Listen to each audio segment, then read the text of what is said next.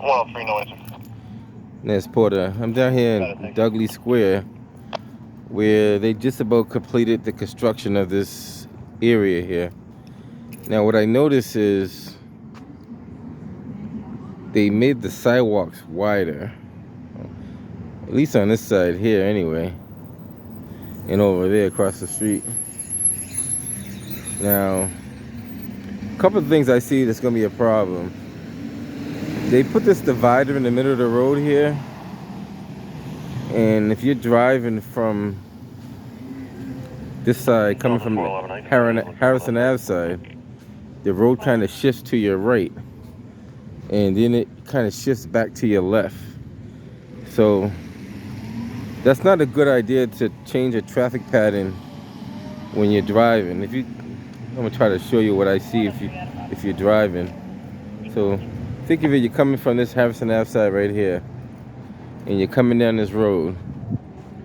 This thing sends you off to the right a little bit, and as you see it, it kind of curves back to the left as you go through the intersection. So the sidewalks don't quite line up, if you can see what I'm talking about. It's kind of off by like at least 6 feet, and that's going to cause a problem right there. That's one issue. In the wintertime, it's going to be worse because you're not going to be able to see where that's located exactly. In reality, if you're going to do that, you might as well just put a divider from there all the way to the end. If you're going to do it that way, you might as well just put a divider all the way down. Like, it makes more sense to do the whole thing rather than do half. Now, the other thing I notice is when you come over here, you're going to see where the buses make this turn. This turn is kind of not safe. So, especially the 28. The 28 has like a double bus or extension bus. So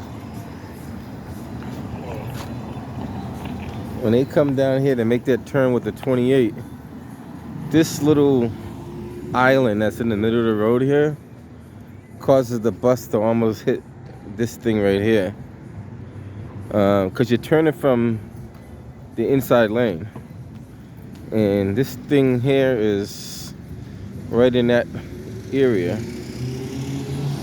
And actually, this doesn't even have a purpose to be here, to be honest with you. There's no real purpose of that being. You have a sidewalk here with a crosswalk. You have a sidewalk here. So this serves no real purpose because people are not crossing from there. Now, the other thing that was pointed out to me is before they did all this, the turning lane came right through here. So this is where the turning lane was. Now you got to wait for a light over here to make a right-hand turn. Normally, the light will only get interrupted if somebody pushed the button and they wanted to cross that little turning lane. So that's going to hold up more traffic by making cars wait for a light that theoretically they shouldn't be waiting for. Because theoretically you should be able to make a turn on red, but they got a sign that says no turn on red. But if you look at the old design, you turn right here. And the other thing somebody noticed, well, why do we have a wide bike lane right here? This bike lane is more than 10 feet wide. Do you need a bike lane that wide? They already extended the sidewalk another, what's that? We'll say 10 feet out. But then they made the bike lane even wider. Took less street traffic. So they made the streets narrow, more narrow. Even on the other side, they made this wide bump out, which you gotta see this one to see the logic behind this. They made this wide bump out, and they even made it a little wider than they were supposed to make it. So you got so much sidewalk area here. And somebody tell me, what is this right here? This little curvature in the middle of the road. What is this? What is that? What is the purpose of that? What is the purpose of this little curvature right here? Why not just make it one complete curve? Well, why go in and go back out again? I'm at the Hale School, 51 Cedar Street, computer room motion. Do we need a sidewalk that wide?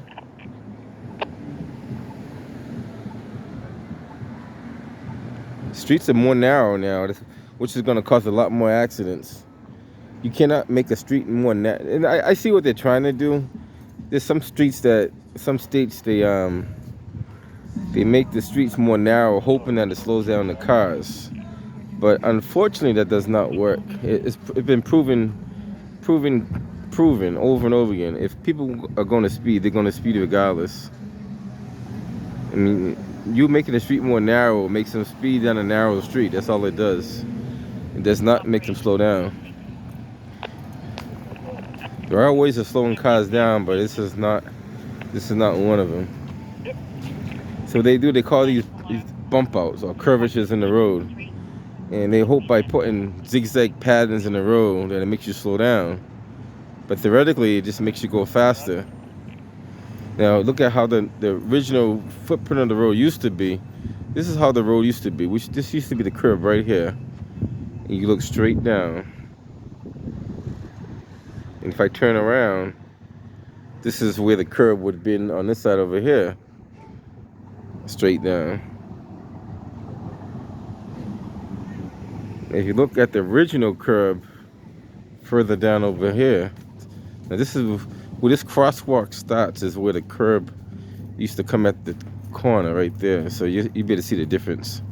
I'm walking a straight line here, so you be able to see it.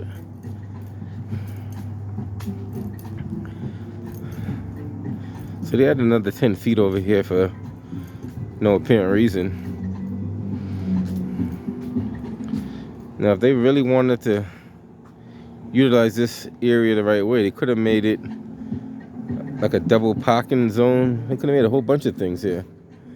But you took away more of the street, gave you more sidewalk. For what reason, we have no idea. What's going on there? All right. One thing I could say, they did do good on the city lighting. If you look around, this is lighting that you don't see throughout the rest of the city of Boston. This is probably one of the most well-lit areas in the city. But why can't we get these lights all throughout the rest of the city of Boston?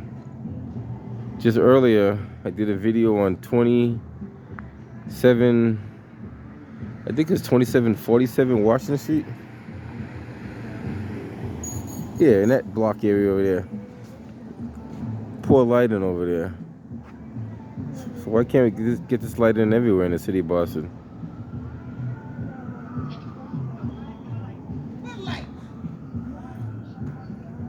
Alright guys, I just want to show you what's going on here. And alright, I'll catch you guys on the next one. If anything else comes up, be sure to let you guys know. Took a quick walk back over here while we have the light in our favor. The other thing I noticed, they don't really have they're supposed to be trying to roll out a new smart light feature, but I would like to know what they're going to do before they actually roll it out. Allegedly, the city of Boston has a smart traffic light feature they want to start rolling out within next year. I'm going to see if I can inquire on the details of it, because if it's going to be anything like what they already have in plan, it's not going to work.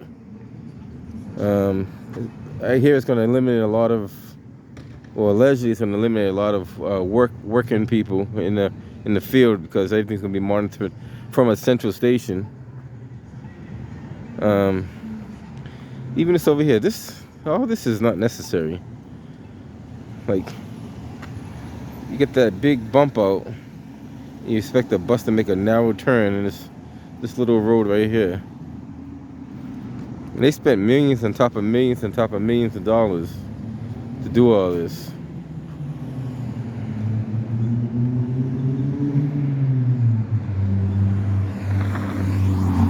And trust me, there will be a lot of accidents down here just because of the way it's designed. But we'll keep an eye on it. Alright guys, want to show you what goes on in the city. Still don't know why they got a wide bus lane over there, but we'll figure that out later on too.